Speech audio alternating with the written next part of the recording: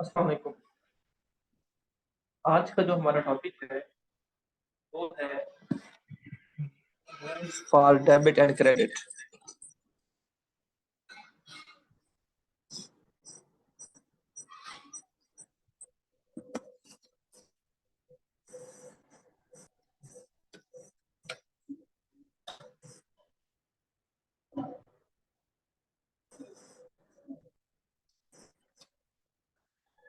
Debit को हम D R से शो करते हैं, जबकि क्रेडिट को सीआर से शो करते हैं। इसके कुछ रूल्स हैं, वो हम डिस्कस करेंगे आज। जो हमारे पास पहला रूल है वो है एसेट्स को लेके और एक्सपेंसेस को लेके, या फिर आप कह सकते हैं किसी भी तरह का कोई लॉस होता है तो उसको भी लेके। पहला रूल इसके हवाले से, और वो रूल क्या है कि जब भी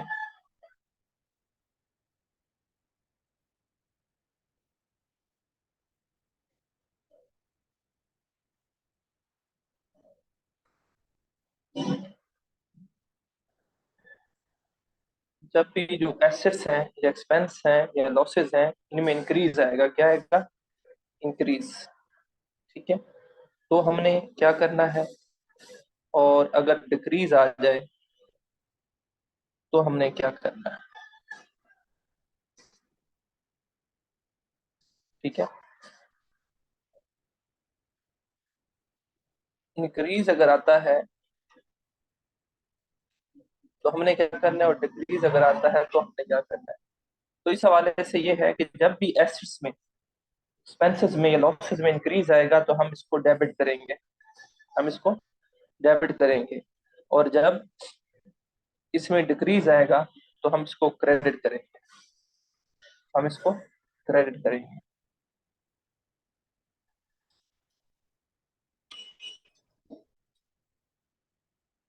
तो अब इंक्रीज कैसे आता है या डिक्रीज कैसे आता है, ये हम बाद में देख लेंगे। अब जस्ट आप इतना याद रखें कि एसेट्स में, एक्सपेंसेस में या फिर लॉसेस में इंक्रीज है तो क्या करना है, और डिक्रीज है तो क्या करना है। नेक्स्ट हमारे पास जो सेकंड रूल है वो है इनकम के हवाले से, लायबिलिटी के हवाले से, कैपिटल के हवाले से,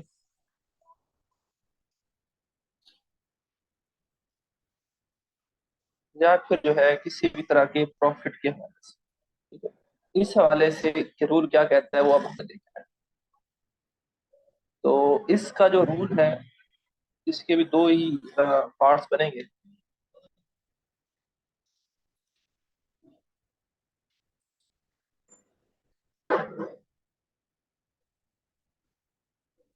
एक उसमें इंक्रीज का,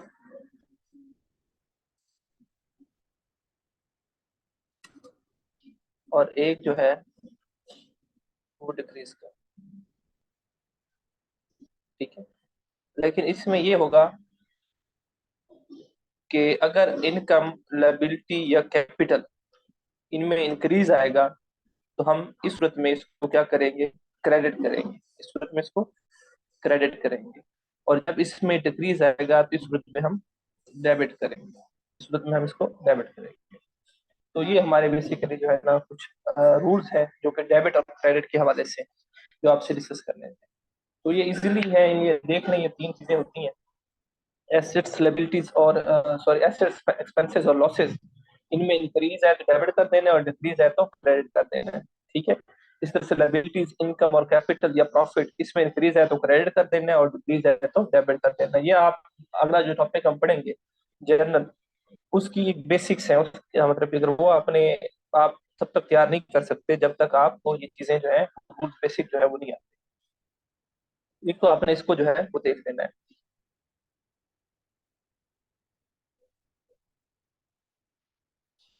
इसके बाद नेक्स्ट आपसे जो चीज डिस्कस करनी है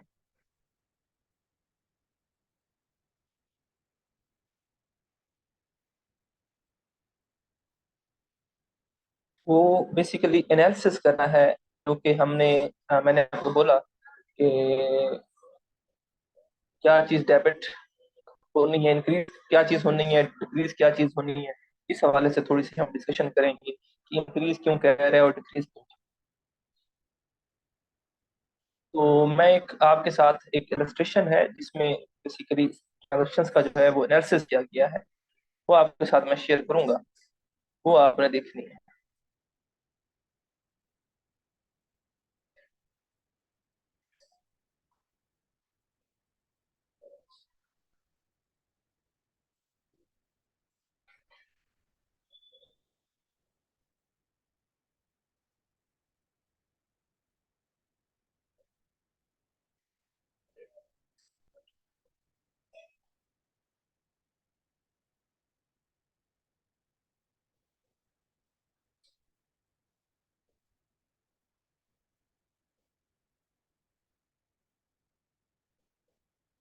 ठीक है, तो ये स्टार्ट करते हैं हम एनालिसिस। अच्छा, एक तो ध्यान में रखें, जो भी ट्रांजेक्शन होगी, अकाउंटिंग आपको पता ही है कि ट्रांजेक्शन से स्टार्ट होती है, तो उसके बच्चे दो चीजें होंगी उसमें, दो चीजें होंगी, उसके दो इफेक्ट पड़े होंगे, मिनिमम जो है दो इफेक्ट पड़े होंगे, इससे ज्यादा भी इफेक्ट पड़ सकते हैं। एक हमने कंसेप्ट पढ़ा था, ड्यूल एस्पेक्ट कंसेप्ट। उसमें क्या था कि हर ट्रांजेक्शन जो है अकाउंटिंग में, उसके ड्यूल इम्पैक्ट होंगे, डबल इम्पैक्ट पड़ेगा उसका। उसका सिंगल इम्पैक्ट नहीं पड़ेगा, डबल इम्पैक्ट पड़ेगा। जैसे सपोज अगर मैं एक बंदे से जो है वो चीजें लेता हूँ और उसको कैश देता हूँ, तो अब उसके दो इफेक्ट पड़ रहे हैं। एक तो वो गुड्स जो है मेरे पास आ रही हैं, और दूसरा मेरे पास से कैश जा रहा है, मेरे पास से कैश जो है वो जा रहा है। इसी तरह से अगर किसी को मैं चीजें बेचता हूँ तो इससे भी दो इफेक्ट पड़ रहे हैं। एक, मेरे पास कैश जो है वो आ रहा है, और दूसरा मेरे पास गुड्स जो है वो जा रही है। इसी तरह से अगर जो है मुझे क्या कहते हैं, किसी को पैसे देने हैं तो पैसे दे देता हूँ, तो उसकी भी दो चीजें हो रही हैं। एक तो पैसे जा रहे हैं, और पहले एक दूसरा क्या है, दूसरा उसके साथ ये है कि मेरी कुछ जिम्मेदारी भी काम हो रही है, मैंने एक बंदे के पैसे देने थे, उसको मैंने पैसे दे दिए। तो हर ट्रांजेक्शन के जो है ना वो ड्यूअल इम्पैक्ट पड़ते हैं। तो हम जो भी ट्रांजेक्शन पढ़ेंगे उसके मिनिमम हमने दो इफेक्ट्स देखने हैं। वैसे दो से ज्यादा भी हो सकते हैं, लेकिन एक इफेक्ट नहीं हो सकता। तो पढ़ते हैं, ये ट्रांजेक्शन नंबर वन है मेरे पास, मिस्टर रिजवान। ठीक है, mister Rizwan invest rupees 100,000 to commence. Commence कहते हैं स्टार्ट करना, कमेंस कहते हैं स्टार्ट करना। Mister Rizwan invest rupees 100,000 to commence his business. Mister Rizwan जो है वो बेसिकली बिजनेस स्टार्ट कर रहा है, और उसमें उसने 1 लाख रुपए इन्वेस्ट किए हैं। ठीक। तो अब हमने ये देखना है कि इसके दो इफेक्ट क्या पड़ रहे हैं। इसके दो इफेक्ट क्या पड़ रहे हैं, इसका एक इफेक्ट ये पड़ रहा है, ठीक है, कि अब मिस्टर रिजवान ने बिजनेस शुरू किया और उसने जो है 1 लाख रुपए बिजनेस को दिए। एक तो ये है कि कैश हमारे पास आ रहा है, कैश क्या आ रहा है हमारे पास आ रहा है, कैश में क्या आ रहा है, इंक्रीज। कैश में क्या आ रहा है, इंक्रीज। ठीक है। अब उसके साथ साथ कैश इंक्रीज आ रहा है, इसका मतलब क्या होगा, इसका मतलब ये होगा, कैश क्या है, कैश हमारे पास एसेट है। इसका मतलब क्या है, एसेट में इंक्रीज आया है, एसेट में इंक्रीज आया है। तो अब आपको पता होना चाहिए कि एसेट में जब इंक्रीज आता है तो एज पर रूल हम उसको क्या करते हैं, हम उसको जो है वो डेबिट कर देते हैं, हम उसको डेबिट कर देते हैं। इसी तरह से हमारे पास इसका एक और इफेक्ट पड़ रहा है, वो क्या पड़ रहा है कि मिस्टर रिजवान कौन है, बेसिकली मिस्टर रिजवान ऑनर है। तो ऑनर बिजनेस में जब इन्वेस्टमेंट करता है तो उसे हम क्या कहते हैं, कैपिटल। उसे क्या कहते हैं, कैपिटल। तो दूसरा फैक्ट ये पड़ा है कि कैपिटल जो है वो बिजनेस में आ रहा है। पहले कैपिटल बिजनेस में नहीं था, पहले जीरो था, बिजनेस में किसी ने कुछ इन्वेस्ट नहीं किया हुआ था। तो अब बिजनेस में क्या है, कैपिटल आया है, जो इट मीन कैपिटल क्या हुआ है, इंक्रीज हुआ है। कैपिटल क्या हुआ है, इंक्रीज हुआ है। तो जब कैपिटल इंक्रीज हुआ है, ठीक है, तो इसका मतलब क्या है, जब भी कैपिटल इंक्रीज होगा तो क्या करेंगे, उसको उसको हम, हमने रूल पढ़ा था, कैपिटल जब भी इंक्रीज होगा उसको हम क्रेडिट करेंगे। तो इस तरह से ये क्या हो जाएगा, क्रेडिट हो जाएगा। तो ये मेरे पास पहली ट्रांजेक्शन थी। अब आगे पढ़ते हैं ट्रांजेक्शन नंबर टू। ठीक है, वो क्या है, ही ओपन्स करंट अकाउंट। उसने करंट अकाउंट ओपन करवाया है विद एबीएल, एबीएल बैंक में, एंड डिपॉजिट रुपीज 30,000। और जो है 30,000 रुपए डिपॉजिट करवाया है। अगेन पढ़ते हैं, ही ओपन्स, उसने अपना अकाउंट जो है वो खुलवाया है कहाँ पे, करंट अकाउंट खुलवाया है कहाँ पे, एबीएल में, और उसमें 30,000 रुपए जमा करवाए हैं। अब इसके भी दो इफेक्ट्स हैं। एक तो ये इफेक्ट है कि हमारे पास जो है वो 30,000 रुपए हम जमा करवाए बैंक में, तो कैश हमारे पास क्या हो रहा है, कम हो रहा है। कैश क्या हो रहा है, कम हो रहा है। तो हम लिखेंगे कैश जो है वो क्या हो रहा है, डिक्रीज हो रहा है। इसका मतलब क्या है, इसका मतलब है कि एसिड जो है हमारा वो डिक्रीज हो रहा है, एसिड जो है हमारा वो डिक्रीज हो रहा है। तो जब एसिड डिक्रीज होता है तो उसको क्या करते हैं, जब एसिड डिक्रीज होता है तो उसको क्या करते हैं, उसको हम क्रेडिट करते हैं, उसको हम क्रेडिट करते हैं। तो इस तरह से ये क्या हो जाएगा, क्रेडिट हो जाएगा।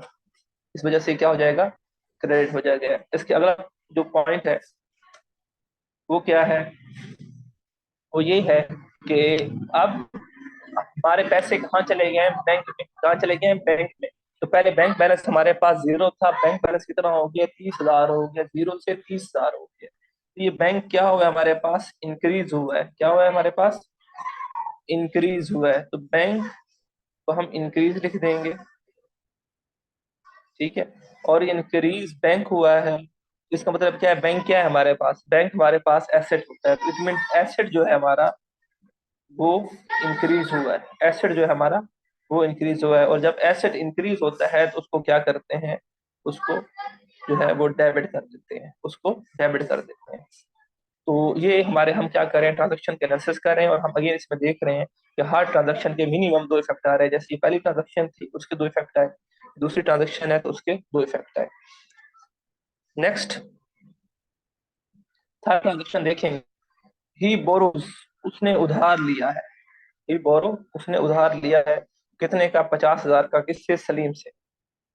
और उस पर इंटरेस्ट रेट पे करेंगे कितना, 12% इंटरेस्ट रेट पे करेगा। तो उसने उधार लिया है, तो उधार लिया है किसी से। जब आप किसी से उधार लेते हैं तो आपके पास क्या आएगा, कैश आएगा। आपके पास क्या आएगा, कैश आएगा। तो इस ट्रांजेक्शन में क्या होगा, एक तो आपके पास कैश आया, ठीक है। कैश आया मतलब कैश में इंक्रीज आया, कैश में इंक्रीज आया। जब कैश में इंक्रीज आता है तो इट मीन्स किसमें इंक्रीज आ रहा है, एसेट में इंक्रीज आ रहा है। किसमें इंक्रीज आ रहा है, एसेट में जो है वो इंक्रीज आ रहा है। तो जब एसेट में इंक्रीज आता है तो क्या करते हैं, उसको डेबिट करते हैं। उसको क्या करते हैं, डेबिट, ठीक है। लेकिन इसका दूसरा पर्सपेक्टिव क्या है, ही बोरोज, उसने उधार लिया है तो इट मींस अकाउंट पेएबल जो है उसमें भी इंक्रीज आया है, अकाउंट पेएबल में भी इंक्रीज आया है। तो अकाउंट पेएबल में जब इंक्रीज आए तो अकाउंट पेएबल क्या है हमारे पास, अकाउंट पेएबल जो है वो लायबिलिटी है। वो क्या है, लायबिलिटी है। इट मींस लायबिलिटी में इंक्रीज आया, यस, लायबिलिटी में जो है वो इंक्रीज आया।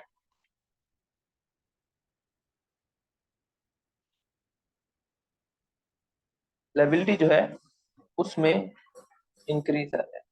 तो जब लायबिलिटी में इंक्रीज आता है तो उसे क्या करते हैं, उसको हम जो है वो क्रेडिट करते हैं, उसको हम एज पर रूल क्रेडिट करते हैं। ये रूल जो अभी मैंने पढ़ाए थे उसके परस्पेक्टिव में बता रहा हूँ। नेक्स्ट हमारे पास जो एंट्री है वो है ही परचेस्ड, उसने खरीदा है क्या, furniture, furniture worth ₹20,000 for cash. 20,000 रुपए का उसने जो है वो फर्नीचर खरीदा है, ठीक है। तो जब फर्नीचर खरीदा है उसके बदले में क्या दिया है, फॉर कैश, कैश पे खरीदा है तो इसके बदले में कैश दिया है, उसके बदले में कैश दिया। अब फर्नीचर क्या है, फर्नीचर एसेट है। इट मीन एसेट हमने खरीदा है, ठीक है, और उसके बदले में कैश दिया,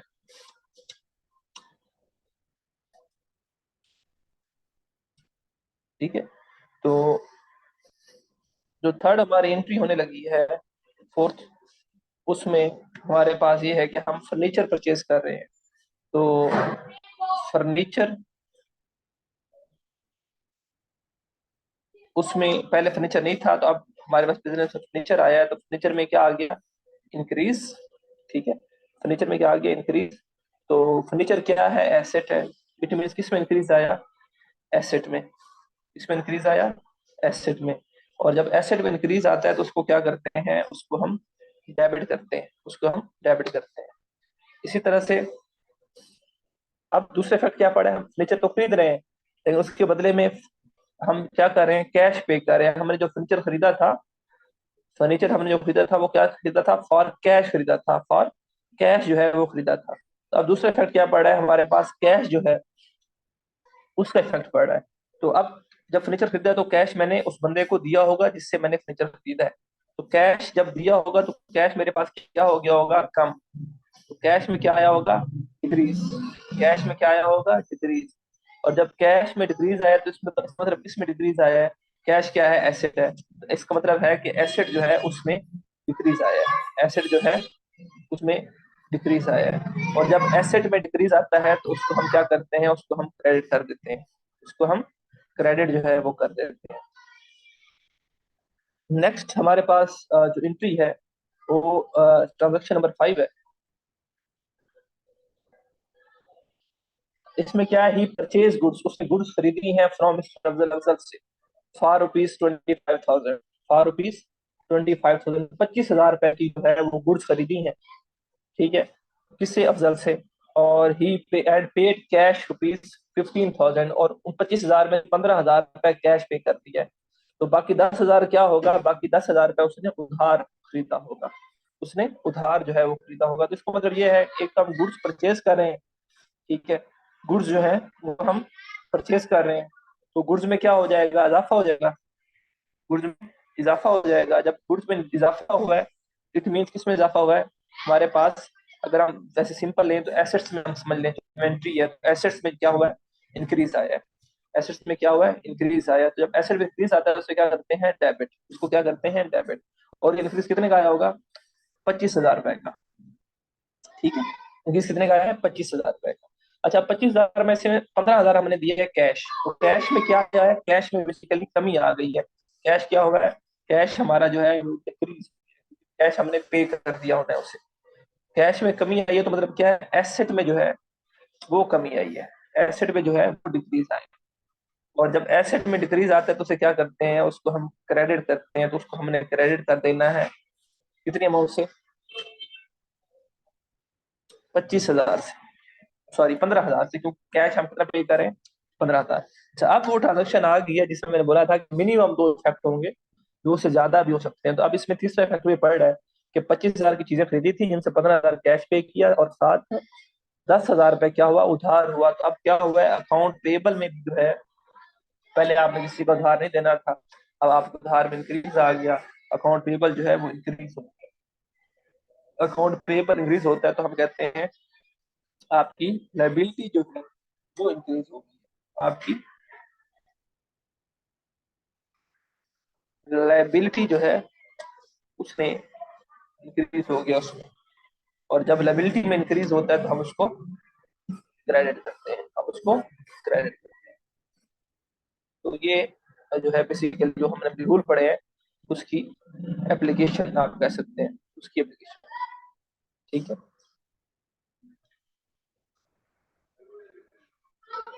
अच्छा ये आगे पढ़ लीजिएगा, ये आगे क्वेश्चन है सारे, आपने वो एक दफा ये सारे देख लेने, एक आइडिया हो जाएगा आपको कि किस तरह से ट्रांजेक्शन का इफेक्ट हो रहा है। ठीक है, तो आज का लेक्चर यहीं तक रखते हैं। बाकी फर्दर हम देखेंगे, फर्दर इसको जो है इसमें क्या चेंजेस कर सकते हैं। नेक्स्ट हमारा टॉपिक जो होगा वो जर्नल के हवाले से होगा। ये जर्नल है क्या। शुक्रिया, अल्लाह हाफिज।